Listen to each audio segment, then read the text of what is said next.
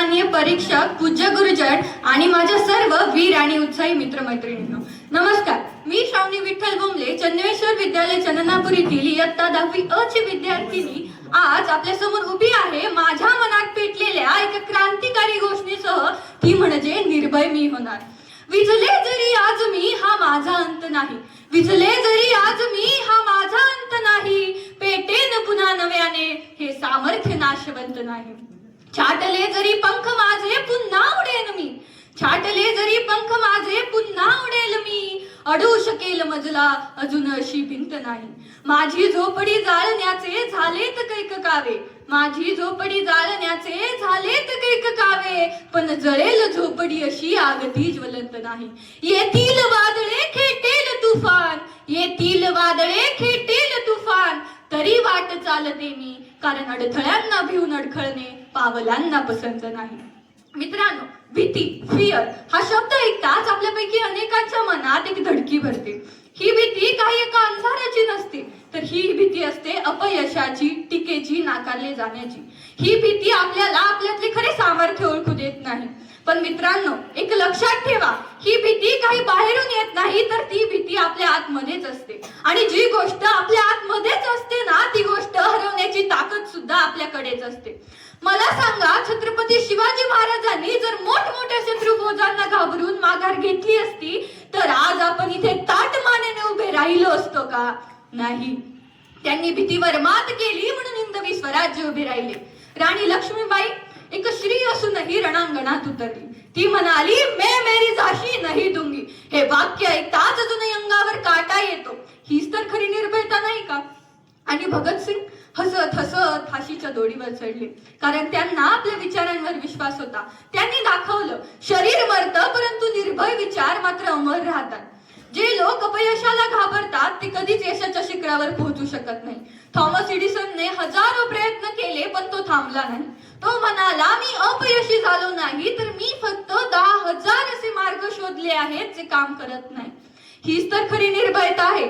आपणही अपयशाला घाबरून न जाता त्यातून काहीतरी शिकले पाहिजे, कारण अपयश ही यशाची पहिली पायरी असते. मित्रांनो, समाजात अनेकदा स्त्रीला अबला समजलं जातं. तिला अनेक गोष्टींची भीती घातली जाते. अत्याचाराची भीती, समाजाची भीती, एकटेपणाची भीती, अशा अनेक गोष्टींची भीती. अनेक स्त्रिया, मुली या भीतीला घाबरून आपले आयुष्य घाबरून जगतात. पण इथेच तर खरी निर्भयता महत्वाची ठरते. समजा एखाद्या मुलीवर अत्याचार झाला किंवा तिची कोणीतरी छेड काढली, ती जर घाबरून गप्प बसली तर अत्याचारी व्यक्तीचा हुरूप वाढेल. पण तिने जर आवाज उठवला, पोलीस स्टेशन गाठले, समाजाला सामोरे गेली, तर ती एक उत्तम उदाहरण ठरेल. निर्भयता हे स्वसंरक्षणाचे सर्वात मोठे शस्त्र आहे. तिने समाजाच्या टीकेला घाबरून न जाता स्वतःच्या पायावर उभं राहणे म्हणजेच खरी निर्भयता आहे. मित्रांनो, स्त्रीने एक लक्षात घेतलं पाहिजे की स्त्री हे दुर्गा आणि कालीचे रूप असते. फक्त शरीराने निर्भय नव्हे, तर मनानेही निर्भय झाले पाहिजे.